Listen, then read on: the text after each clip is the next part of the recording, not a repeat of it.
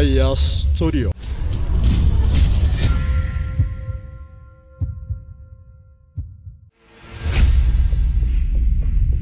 Vaayirasiin koronaa kun vaayirasii hamaadha.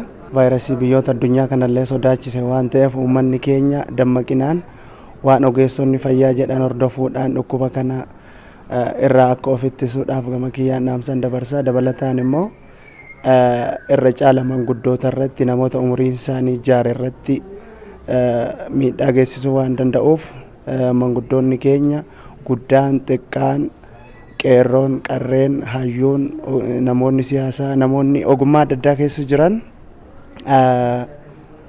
dammaqinaan dhukkuba kana yeroo yeroodhaan odeeffannoo wayitaawaa fudhachuudhaan ofirraa ittisuu akka qaban uummata keenya godinoota Wallagga Lixaa fi Gujii keessa niitoorkiin irraa citee jira. Niitoorkiin banamee fi uummanni kun odeeffannoo guutuu argatanii yeroo wal hordofanii akka dhukkuba kanarraa of baraaraniin dhaamuu barbaada.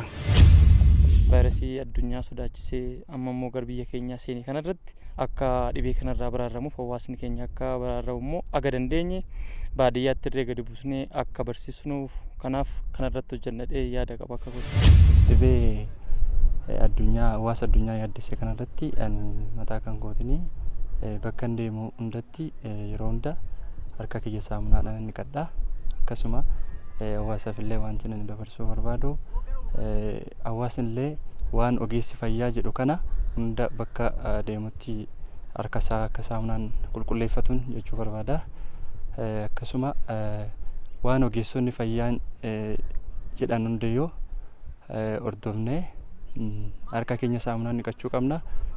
Dhibee kanarraas immoo harkallee nagaa nama gaafachuu dhiisuudha. Waan ofitti haguugan tokkollee ni jira isallee fayyadamuudha. Alkoolii adda addaa illee harkatti godhachuun ni barbaachisa. Kanaaf karaa kanaan dhibee kana ofirraa ittisuu wayiin immoo dhibeen kun akka uummata keessa hin baay'anne hir'isuun ni danda'ama jedheetii yaadani. Dhibee kanarraa normaalii dhukkubni kun dhukkuba hamaadha. Dhukkuba xiqqoo dhukkubni hafuuraan daddarbu dhukkuba hammaataadha.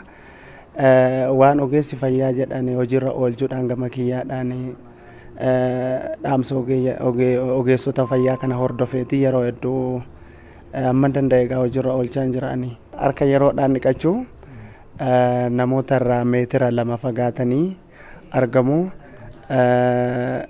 Wantoota yoo fakkeenyaaf geejjibaan deema ta'ee foddaa banee itti tajaajilamu wantoota ogeeyyiin fayyaa dabarsan yeroodhaan hordofee gara hojiitti jijjiiraan jira ganaa danda'ametti.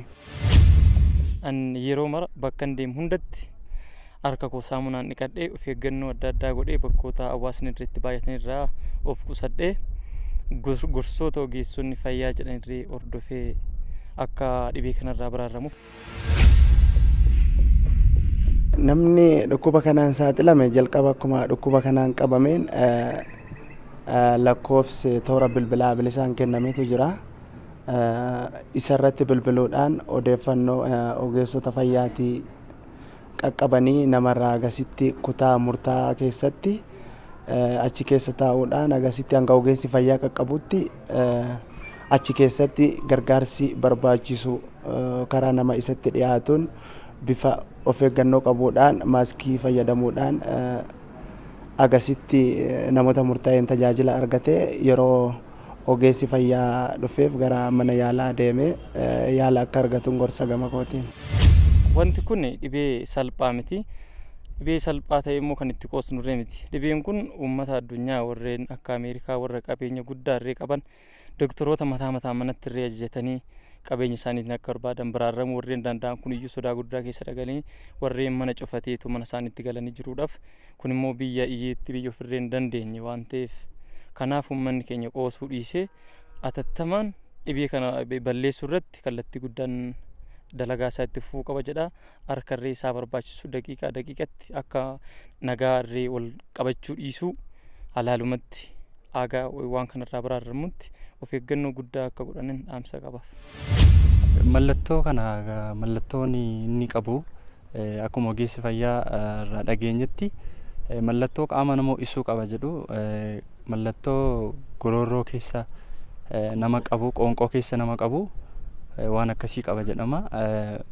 Mallattoo kanallee yoo namarratti argame dafanii gara ogeessa fayyaatti bilbilachuudha yookiin immoo bilbiluudha. Isa kanaan fayyadamuu qabna jedhama.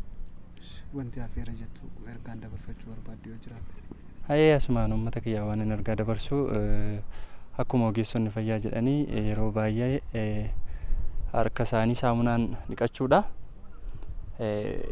Iddoo namni baay'atutti argamuu dhiisuudha.